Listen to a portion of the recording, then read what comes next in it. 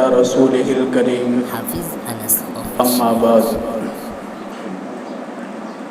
أعوذ بالله من الشيطان الرجيم بسم الله الرحمن الرحيم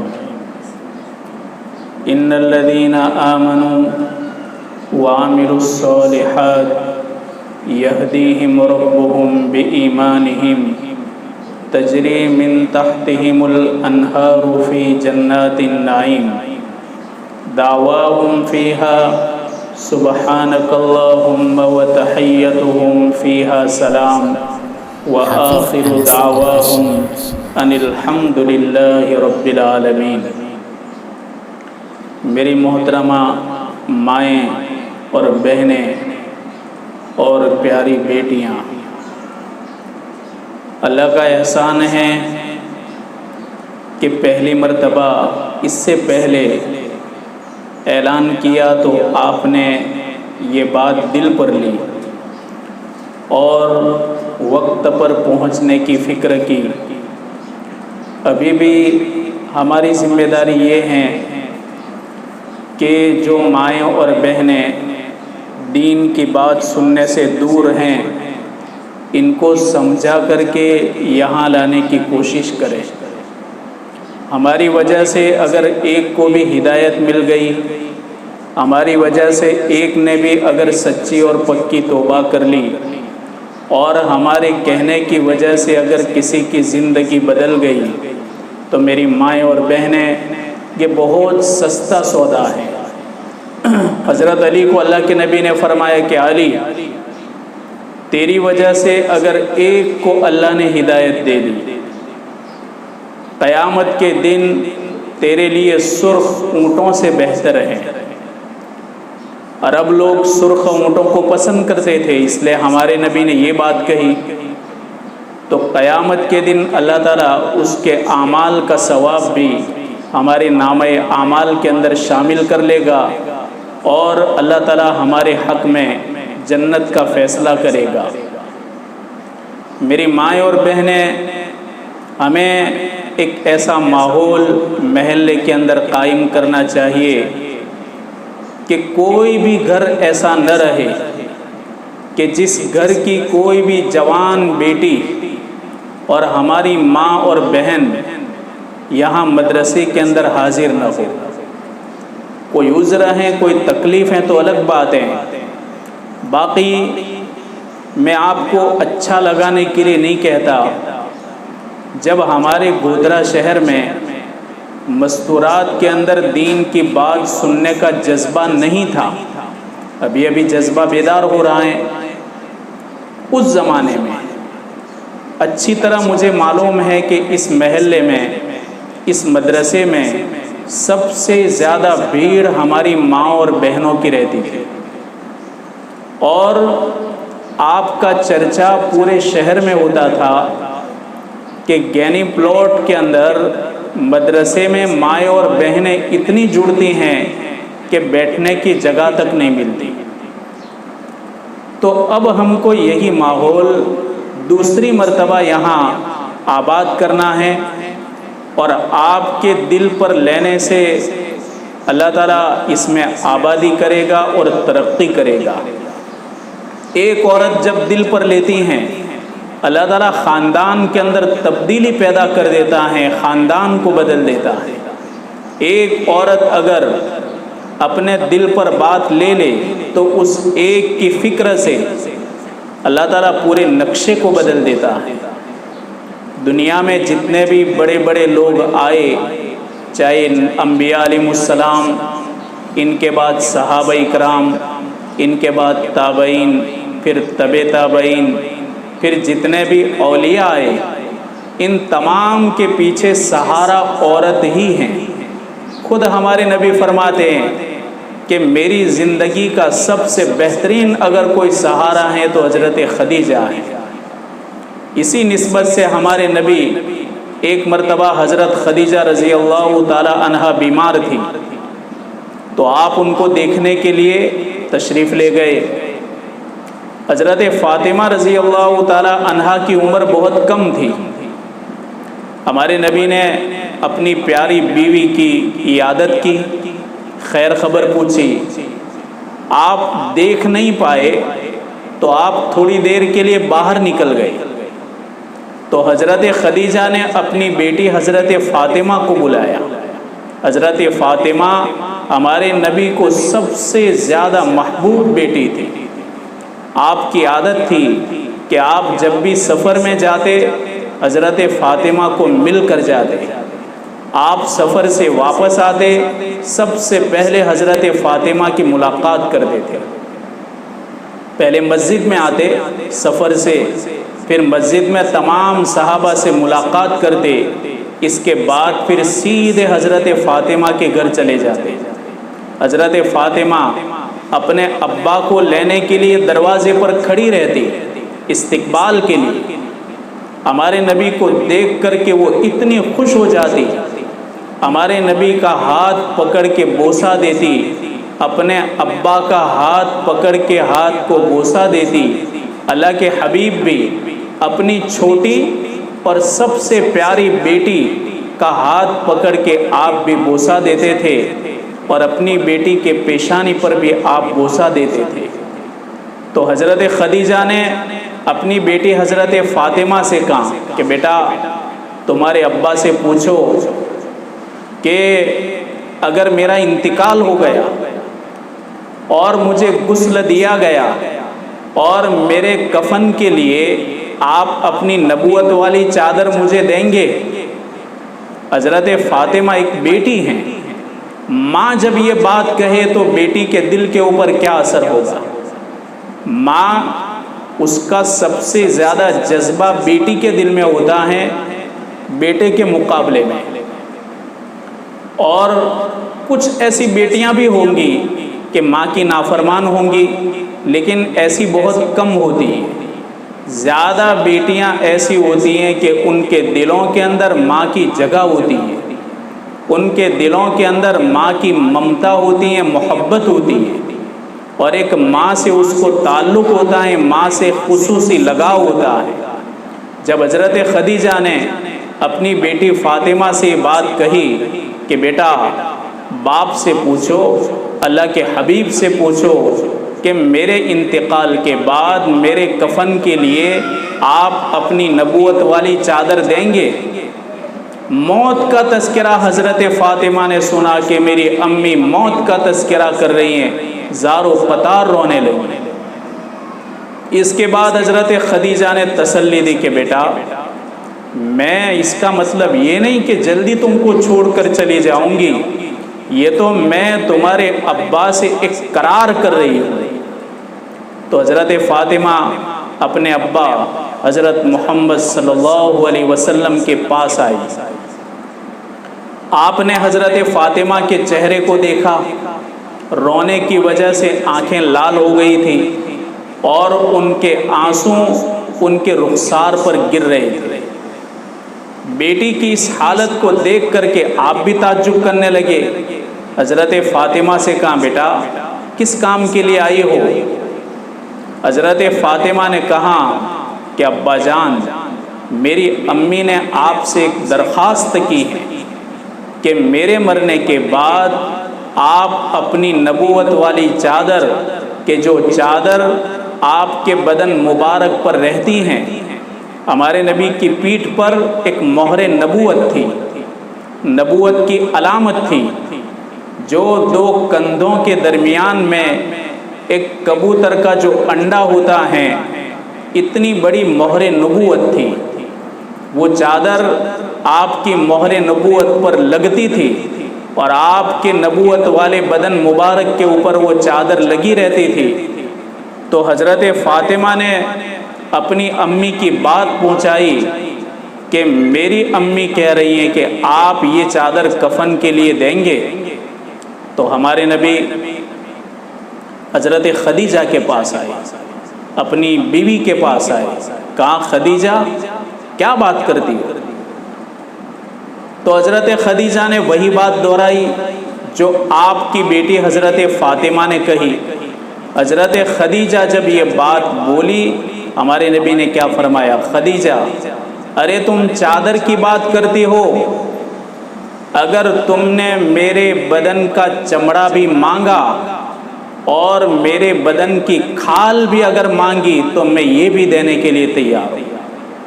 اندازہ لگاؤ، ایک نبی کہ جو امام الانبیاء ہیں، خاتم الانبیاء ہیں، نبیوں کا نبی اور نبیوں کا امام اور نبیوں کا سردار، کہ جس کے صدقے میں دنیا بنی، جس کے صدقے میں ہم آئے، اور جس کے صدقے کے اندر جنت کو بنایا گیا اور جنت کو سجایا گیا، اور جس کی بدولت آج سمندر بنے، اور جس کی بدولت آج اڑنے والے پرندے ہیں اور جنگلوں کے اندر رہنے والے درندے ہیں، یہ آپ کی برکت ہے۔ آپ کی برکت سے سورج کو اللہ نے پیدا کر دیا، اور آپ کی برکت سے خوبصورت اور حسین چاند کو اللہ نے پیدا کر دیا، یہ آپ ہی کی تو برکت ہے۔ ایسا نبی حضرت خدیجہ سے کیا کہہ رہے ہیں کہ میں اپنے بدن کی کھال دینے کے لیے تیار ہوں۔ کیوں؟ اس لیے کہ جب آپ کو سہارے کی ضرورت تھی تو سہارا کون بنی؟ حضرت خدیجہ بنی۔ دنیا میں جتنے بھی بڑے لوگ آئے، حضرت عیسیٰ علیہ السلام کتنے برگزیدہ پیغمبر ہیں۔ ماں کے پیٹ سے جو بچہ نابینا جنم لیتا، اس کے چہرے پر ہاتھ پھیر دیتے، وہ بچہ دیکھتا ہو جاتا، اور جو لولا لنگڑا اور اپاہج ہوتا، اس کے بدن پر ہاتھ رکھ دیتے تو وہ تندرست آدمی کی طرف چلتا پھرتا ہو جاتا تھا، اور جس کے بدن پر سفید داغ ہوتے کوڑ کے، حضرت عیسیٰ علیہ السلام خالی ہاتھ رکھ دیتے اور سارے دھبے ختم ہو جاتے تھے۔ اللہ نے آپ کو یہ معجزات دیے تھے۔ ان کے پیچھے کس کا ہاتھ رہا؟ کون سہارا بنی؟ آپ کی امی مریم۔ ہمارے نبی کے لیے سہارا، آپ کی امی کا تو انتقال ہو گیا تھا، آپ کوئی 5 سال کے تھے یا 6 سال کے تھے، تو امی آمینہ کا تو انتقال ہو گیا، اور ابا کو تو آپ نے دیکھا نہیں، ماں کے پیٹ میں تھے اور آپ کے ابا عبداللہ کا انتقال ہو گیا۔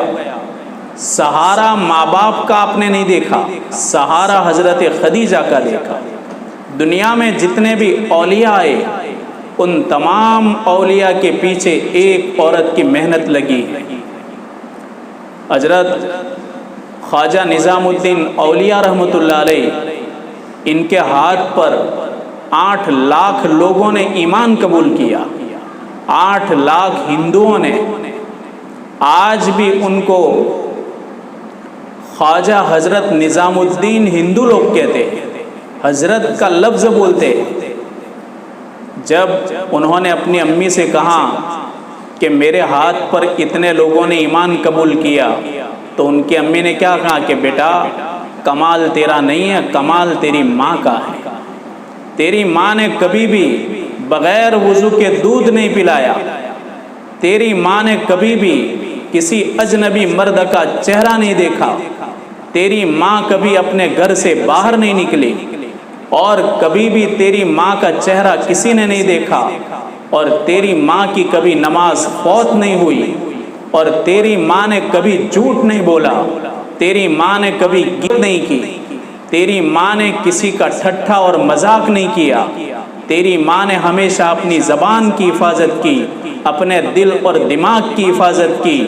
تو ایسی گود کے اندر پلتا رہا کہ جس گود کے اندر ہر وقت قرآن پڑھا جاتا تھا، اور تو ایسی گود کے اندر پلا کہ جس گود کے اندر جب کبھی بھی تجھ کو سلایا گیا، اس وقت اللہ کے ذکر کے سوا کسی کا ذکر نہیں ہوتا تھا، اور ہر وقت تجھے میں ہاتھ میں لے کر کے دعائیں کرتی رہی۔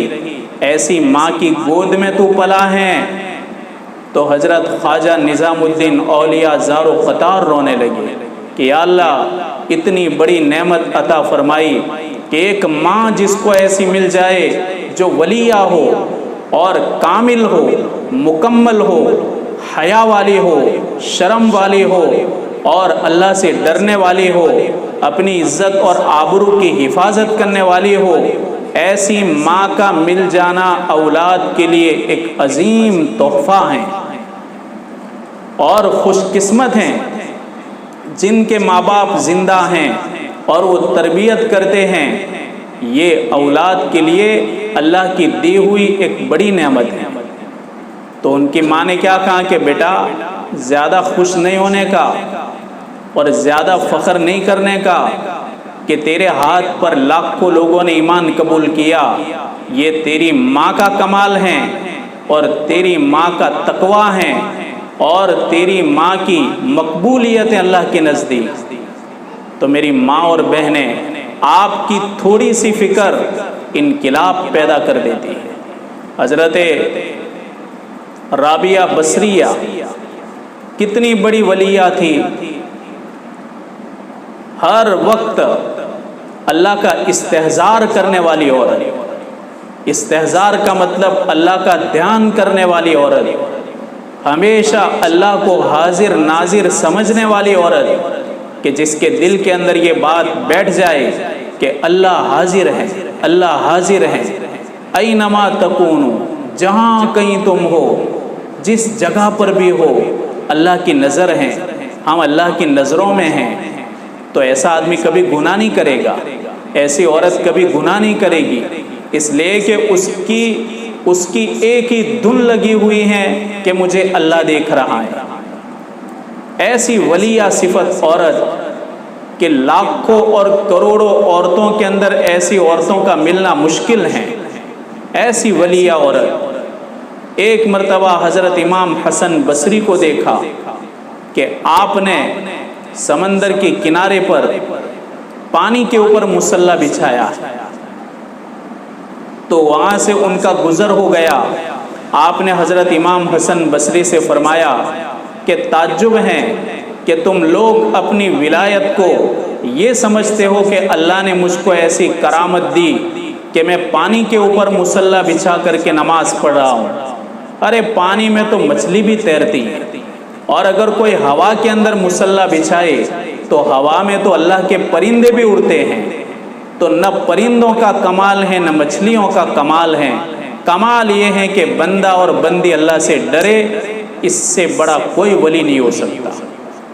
تو میری مائیں اور بہنیں، ایسی ماں جو اللہ سے ڈرنے والی ہو، قرآن کی تلاوت کرنے والی ہو، اپنی عزت اور آبرو کی حفاظت کرنے والی ہو، اپنی جوان بیٹیوں پر نظر رکھنے والی ہو اور ان کی بہتر سے بہتر تربیت کرنے والی ہو، ان کی تعلیم اور تربیت کی فکر کرنے والی ہو، تو ایسی مائیں دنیا کے لیے بھی راحت ہیں اور اپنی اولاد کے لیے تو ایک عظیم تحفہ ہے، بہت بڑا تحفہ ہے.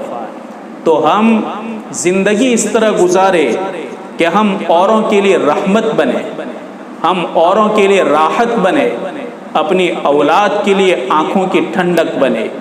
اولاد ہمارے لیے آنکھوں کی ٹھنڈک بن جائے اور ہم اولاد کے لیے آنکھوں کی ٹھنڈک بن جائے. بہرحال میری مائیں اور بہنیں، بات یہ چل رہی تھی کہ اگر آپ کی فکر ہوگی انشاءاللہ محلے کے اندر ایمانی ہوائیں چلے گی، محلے کے اندر دینداری کی ہوائیں چلے گی، ہر گھر کے اندر دین نصیب، ہر گھر کے اندر دین نظر آئے گا، ہر گھر کے اندر قرآن کی تلاوت زندہ نظر آئے گی، ہر گھر کے اندر جوان بیٹیاں اپنے ہاتھوں کے اندر تسبیح اور قرآن لیتی ہوئی نظر آئے گی. اگر ہم خود فکر کر لیں، گیا گزرا دور ہیں، کیسے کیسے نئے نئے فتنے سامنے ہیں، اور ہماری اولاد کو اچھا ماحول ملنا بہت مشکل لگ رہا ہے. مدرسے کے اندر اچھا ماحول مل گیا کہ چلو مدرسے میں دین سکھایا جاتا ہے، دین پڑھایا جاتا ہے، لیکن مدرسے سے باہر نکلے تو گندا ماحول ہے. گھر کے اندر بھی دین والا ماحول نہیں، بازاروں کے اندر آوارگی ہیں، بازاروں کے اندر ایسے ایسے لوگ ہیں کہ جو آوارگی کی وجہ سے اور عیاشی کی وجہ سے اللہ کو بھولے ہوئے ہیں. تو کہیں پر بھی دینداری نہیں ملتی. اپنی اولاد کو بہتر سے بہتر ماحول دینا ایک ماں باپ کی ذمہ داری ہے، اور خاص کر ماں کی ذمہ داری ہے. اس لیے میری مائیں اور بہنیں، آپ بڑی سمجھدار ہو، ہم یہاں پر یہ محنت کریں کہ ہر گھر کی عورت اور ہر گھر کی جوان بیٹی پابندی کے ساتھ اللہ اور اس کے رسول کی بات سننے والی ہو جائیں اور ان باتوں کے اوپر عمل کرنے والی بن جائیں۔ دین کی بات سننے والا کبھی گمراہ نہیں ہوتا۔ اللہ تعالیٰ دین کی بات کی برکت سے گمراہی سے بچا دیتا ہے، اور دین کی بات سننے کی وجہ سے اللہ تعالیٰ اپنا ڈر نصیب کرتا ہے، ہمارے دلوں کے اندر ڈر نصیب ہوگا۔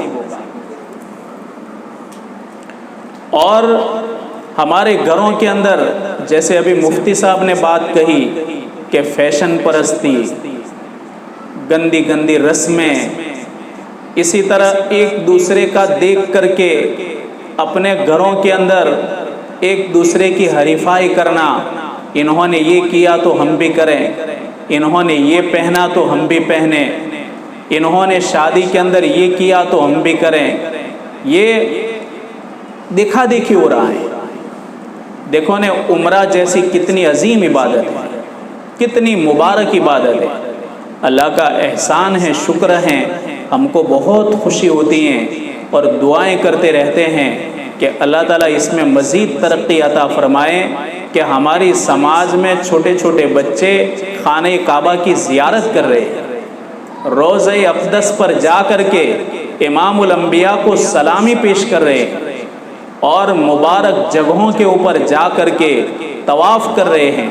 لیکن میری مائیں اور بہنیں، دین کے اندر بھی رسمیں داخل ہو جاتی، کیا لگتا ہے آپ کو دکھے گا گویا کہ شادی ہے، یہاں کسی کی شادی ہو رہی ہے۔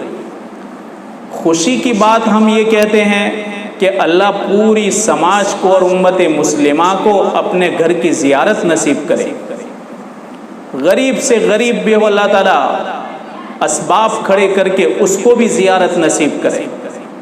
ہم دعائیں کرتے ہیں، خوش ہوتے ہیں، لیکن جب یہ رسموں کو دیکھتے ہیں، لین دین کو دیکھتے ہیں، تو پھر مایوسی آ جاتی ہے کہ یا اللہ ایسی عبادت کے اندر بھی رسمیں آ گئی۔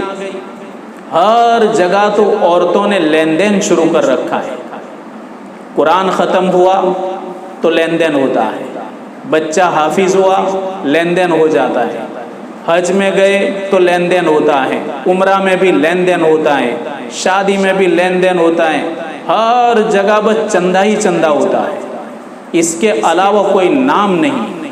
میری مائیں اور بہنیں، ان رسموں کی وجہ سے پھر برکتیں ختم ہو جاتی ہیں اور عبادتوں کے اندر لذتیں نہیں ملتی۔ اب یہ ہماری نسل کے اندر یہ سب چیزیں نہیں آنی چاہیے۔ اس کے لیے ہم اپنی نسل پر کیسے محنت کریں؟ ہماری جوان بیٹیوں کو پابندی کے ساتھ مدرسہ بھیجیں، مدرسہ میں دین سیکھیں گے، دین سمجھیں گے، تو پھر یہ ساری رسمیں آپ و آپ ختم ہو جائیں گی۔ چلو ہم نے تو رسموں کے اندر رہ کر کے کئی سال گزار دیے اور آدھی سے زیادہ ہماری عمریں گزر گئی، لیکن اب فکر یہ کرنی ہے کہ ہماری نسل کو اس سے بچانا ہے، ہماری نسل کو اس سے باہر لانا ہے۔ اس کے لیے ضروری ہے کہ ہم اپنی بیٹیوں کو اچھی سے اچھی تعلیم دیں۔ تعلیم آئے گی، علم آئے گا، تو آپ و آپ ان میں دینداری آئے گی، اور دینداری آئے گی تو پھر وہ صحیح اور غلط کو سمجھیں گے، حق اور باطل کو سمجھیں گے، اور حرام اور حلال میں تمیز کریں گے، جائز اور ناجائز میں تمیز کریں گے۔ اس لیے تو اللہ کے نبی نے فرمایا طلب العلم فریضۃ علی کل مسلم و مسلمۃ، ہر مومن مسلمان مرد اور عورت پر علم کا حاصل کرنا فرض ہے، جیسے نماز فرض ہے، روزے فرض ہیں، تو اتنا علم تو سیکھنا فرض ہے کہ جس سے ہم اپنی عبادتوں کو صحیح کر لیں اور ہم حلال اور حرام کے درمیان، غلط اور صحیح کے درمیان تمیز کرنے لگیں۔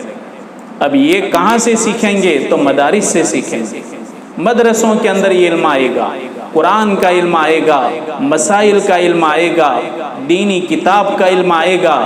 اس لیے اپنی بیٹیوں کو پابندی کے ساتھ مدرسہ بھیجیں، اور بیٹیوں کو بھی چاہیں کہ ماں باپ کو کہنا نہ پڑے۔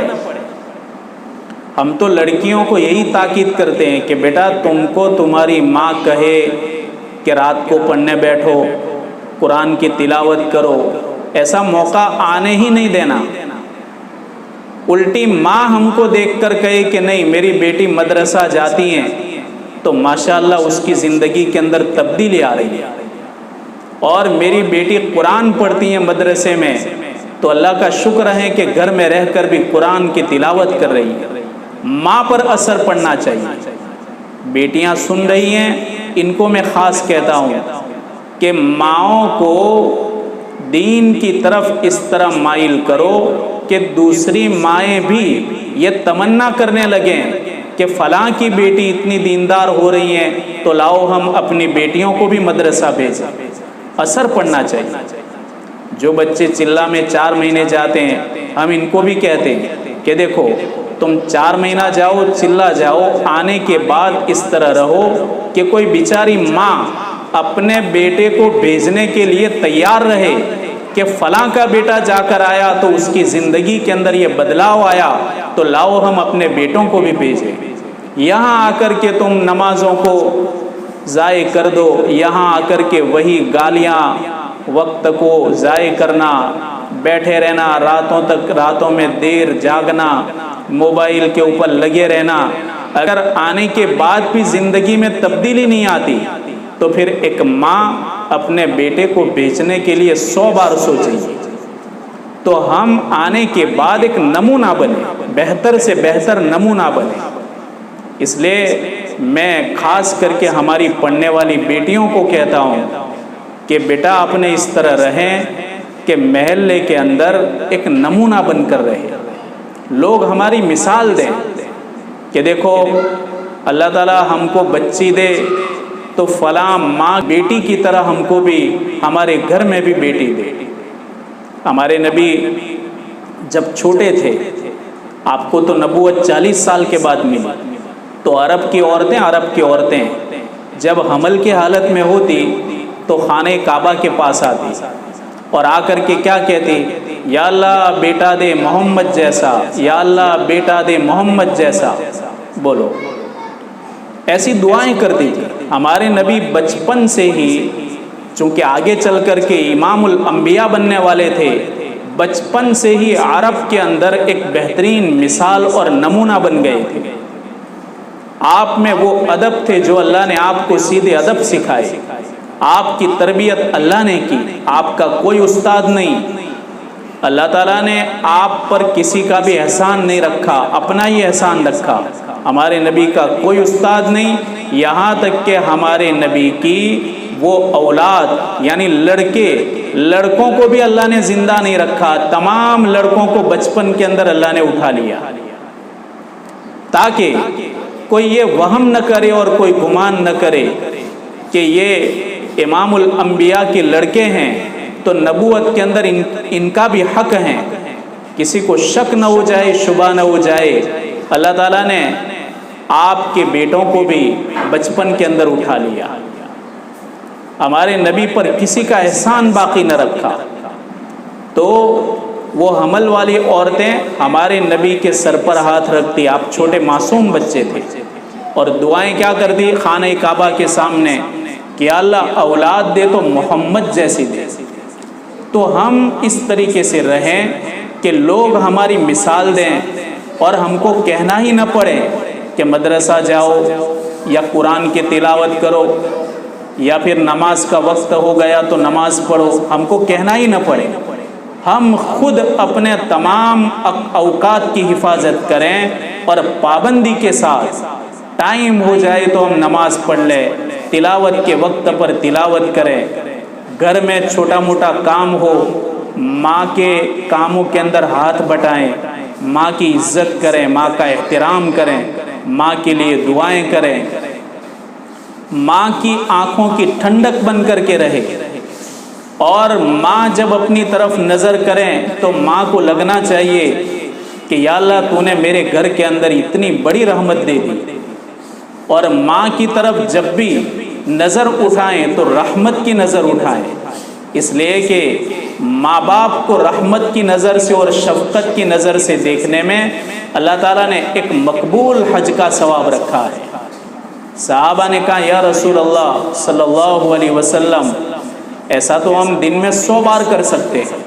آپ نے فرمایا 100 بار کیا، جتنی بار تم اپنے ماں باپ کو شفقت کی نگاہوں سے دیکھو گے، اللہ ہر نظر کے اوپر تم کو یہ ثواب دے گا۔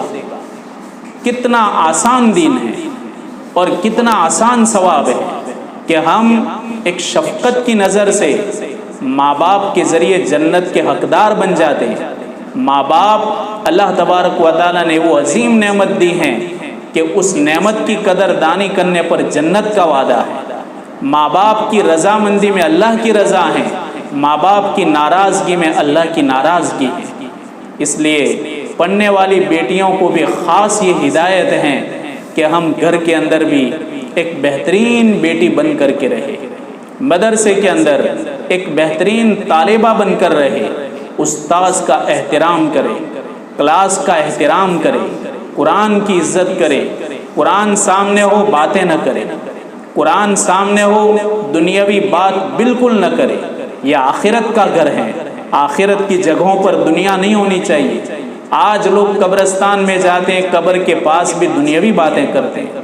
جہاں آخرت یاد آنی چاہیے وہاں آخرت یاد نہیں آتی، تو دنیا میں اور کون سی جگہ ہے جہاں اللہ یاد آئے گا؟ قبر ہیں، سامنے میت ہیں، ہمیں معلوم ہے کہ فلاں کا انتقال ہو گیا ہے، بیچارہ کسی کو بیوہ کر کے آیا ہے، یتیم بنا کر آیا ہے، اور کسی کا اکلوتا بیٹا ہے، اپنے ماں باپ کو چھوڑ کے ابھی چند منٹ کے اندر یہ زمین کے اندر دفن کر دیا جائے گا اور اس کی داستان ختم ہو جائے گی۔ یہاں تو آخرت یاد آنی چاہیے، لیکن وہاں پر بھی لوگوں کو دنیا یاد آتی ہے۔ مدرسہ آخرت کی جگہ ہے، یہاں تو اللہ کا پیغام ہوتا ہے، تو مدرسہ کے اندر بھی صرف اللہ ہونا چاہیے، اس کا نبی ہونا چاہیے، کوئی دنیاوی بات نہ کرے، دنیا کو دروازے کے باہر چھوڑ کے آئے اور اندر آتے ہی اللہ کی محبوب بندی بن جائے۔ تو اس سے کیا ہوگا؟ اس کی برکت سے اللہ ذہن کھول دے گا، اللہ بہترین علم عطا کرے گا، ایک بہترین حضرت عائشہ اور حضرت فاطمہ والی زندگی اللہ ہمیں عطا کرے گا۔ ہر چیز کا ادب ہوتا ہے، قرآن کا ادب، کتابوں کا ادب، جس ٹپائے اور پالی کے اوپر ہم قرآن رکھتے ہیں اس کا بھی ادب، جس سترنگی کے اوپر ہم بیٹھتے ہیں اس کا بھی ادب، یہ سب ادب کی چیزیں ہیں۔ مدرسے کی یہ 4 دیواری یہ ادب کی چیز ہیں۔ جب یہ چیزیں جس میں جیو نہیں ہے ان میں ہم کو ادب کرنا ہے تو استاد کا ادب تو کتنا اوپر ہوگا۔ استاد کو کہنا نہ پڑے کہ خاموش رہو یا تم محنت کرو، پڑھو، بیٹھی نہ رہو، ایسا کہنا نہ پڑے۔ اللہ تبارک و تعالیٰ اس کے صدقے ہم کو سچا علم عطا کرے گا اور ہم کو اللہ تعالیٰ لوگوں کے لیے بہترین نمونہ بنائے گا۔ ادب کے بغیر تو کوئی دین نہیں آتا، علم نہیں آتا۔ اسکول کا علم بھی ادب کے بغیر نہیں آتا کہ بھئی اسکول کا علم تو دنیا کا علم ہے، ٹیچر تو ٹیچر ہیں، اس میں بھی اگر کسی نے بے ادبی کی تو اللہ وہ علم بھی نہیں دے گا۔ ہر علم کے لیے ادب کا ہونا ضروری ہے۔ تو میری پیاری بیٹیوں، ہم جب مدرسے میں آئے ادب کے ساتھ رہے، احترام کے ساتھ رہے، اللہ تبارک و تعالیٰ تمہارا پڑھنا قبول فرمائیں اور دنیا اور آخرت کے لیے بہترین نجات کا ذریعہ بنائیں، اور امت کی اور بیٹیوں کو بھی آپ کے لیے ایک بہترین نمونہ بنائیں، اور امت کی ماؤں کو بھی اس بات کی توفیق دیں کہ اپنی بیٹیوں کو اللہ کے حبیب کا لایا ہوا دین سکھائیں اور سمجھائیں۔ حضرت عمر رضی اللہ تعالی عنہ اکثر صحابہ کو فرمایا کرتے تھے، علموا نساءکم سورۃ النور، لوگوں اپنی عورتوں کو سورہ نور سکھاؤ، سورہ نور سمجھاؤ، ان کو ترجمہ بتاؤ، ان کو قرآن کی تفسیر بتاؤ، جس کی وجہ سے ان کے اندر علم پیدا ہوگا۔ اللہ نے عورتوں کے اندر بڑا جذبہ نصیب کیا اور عورتوں کے اندر اللہ نے ایک ایسی نرمی عطا کی ہیں کہ دین کے سامنے ان میں جھکنے کا جذبہ ہوتا ہے۔ جہاں کہیں بھی اللہ اور اس کے نبی کی بات آتی ہیں تو عورتیں اس بات کے سامنے جھک جاتی ہیں، قربانی دے دیتی ہیں، اپنے وقت کی، اپنے آرام کی، اپنے کام کاج کی قربانی دے دیتی ہیں۔ عورتوں میں اللہ نے شوق رکھا ہے۔ میں آپ کو ایک مثال دوں، رمضان کے اندر میں ایک جگہ تفسیر کے لیے ہفتے میں 3 دن جاتا ہوں مستورات میں۔ اب ان کے اوپر قرآن کا ایسا ذوق سوار ہو گیا کہ میں نے ان کو وعدہ کیا تھا خالی رمضان تک یہ محدود رہے گا، رمضان کے علاوہ سیٹ نہیں ہوگا، لیکن عورتوں کو اتنا ذوق شوق بڑھ گیا کہ مجھے مجبور ہو کر بھی 8-10 دن میں جانا پڑتا ہے۔ یہ جذبہ اللہ نے آپ کو دیا ہے، مردوں میں یہ جذبہ نہیں ہے۔ مرد تو سن کر کے بہرے ہو گئے، ایک کان سے سنتے ہیں دوسرے کان سے نکال دیتے ہیں۔ مسجدوں میں جتنی بات کہی جاتی ہے اتنی باتیں اگر ماؤں اور بہنوں کو کہی جائے نا تو رابعہ بصریہ بن جائے۔ تو آپ کے یہاں تو دین کی بات کی قدردانی ہے، مسجد میں تو دین کی بات شروع ہوتی ہے تو کتنے 2 رکعت پڑھ کے ایسے بھاگتے ہیں کہ سنت موقدہ بھی بعد میں نہیں پڑھتے، اس طرح بھاگ جاتے ہیں۔ یہ مردوں کی حالت ہے، مسجدوں کے اندر لوگوں کی حالت ہے، جبکہ آپ کے اندر سننے کا جذبہ اللہ نے دیا ہے، دین کی بات کی قدردانی اللہ نے آپ کو دی ہے۔ تو میری مائیں اور بہنیں اس کو غنیمت سمجھیں، اور جب کبھی بھی اعلان ہو زیادہ سے زیادہ مجمع جڑے اور پورے محلے کی تمام عورتیں یہاں آئیں اور دین کی بات سنیں۔ آپ کو محنت کرنی ہے، آپ کو محنت کرنی ہے، اللہ آپ کو ذریعہ بنا دے گا اور اللہ تعالیٰ آپ کو جنت کا حقدار بنا دے گا۔ اللہ تعالیٰ کہنے سننے سے زیادہ عمل کی توفیق عطا فرمائے۔ یا رب لک الحمد حمدا دائما مع دوامک ویا رب لک الحمد حمدا خالدا مع خلودک۔ اللہم لک الشکر کلہ ولک الحمد کلہ ولک الخلق کلہ بیدک الامر کلہ۔ اللہم لک الحمد وانت المشتکى وانت المستعان ولا حول ولا قوة الا بک۔ ربنا آتنا فی الدنیا حسنہ وفی الآخرة حسنة وقنا عذاب النار وقنا عذاب القبر وقنا عذاب الفقر وقنا عذاب الحشر وقنا عذاب الدین واحشرنا یوم القیامة مع المتقین مع الابرار۔ اللہم انا نسألک ایمانا کاملا ویقینا صادقا وعلما نافعا وعملا متقبلا ورزقا حلالا طیبا واسعا وشفاء من کل داء۔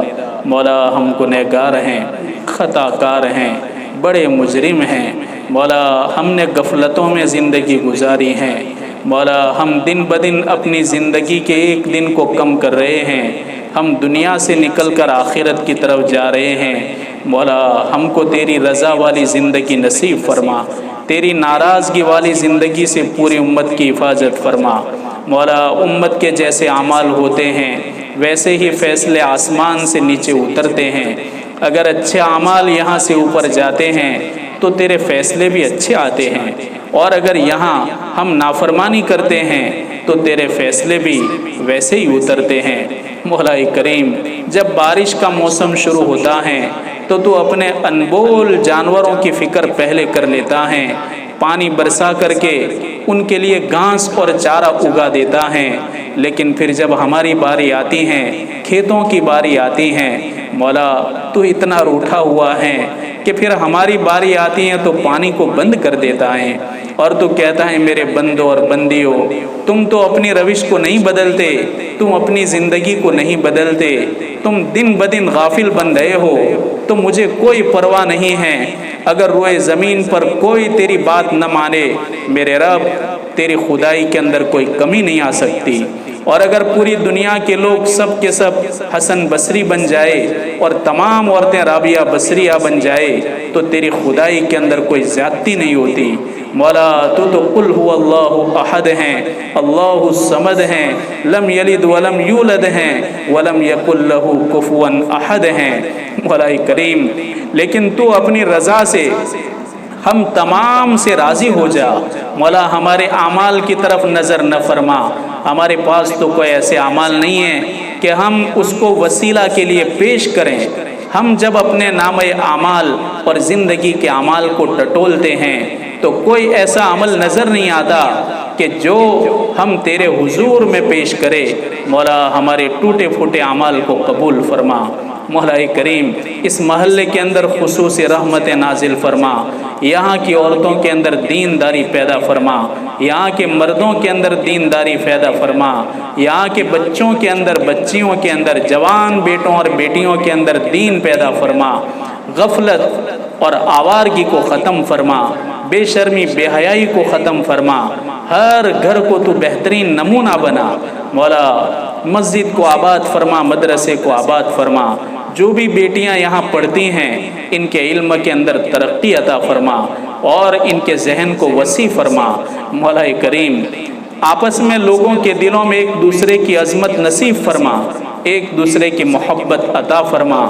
خیر کی لائن سے تیرے پیارے حبیب حضرت محمد صلی اللہ علیہ وسلم نے اپنی امت کے لیے جو کچھ مانگا اس میں ہمارا اور پوری امت کا حصہ عطا فرما۔ جن مصیبتوں سے تیرے پیارے حبیب نے پناہ چاہی پوری امت کی حفاظت فرما۔ وصلی اللہ تعالی علی خیر خلقہ ونور عرشہ سیدنا محمد وعلی آلہ وصحبہ اجمعین برحمتک یا ارحم الراحمین۔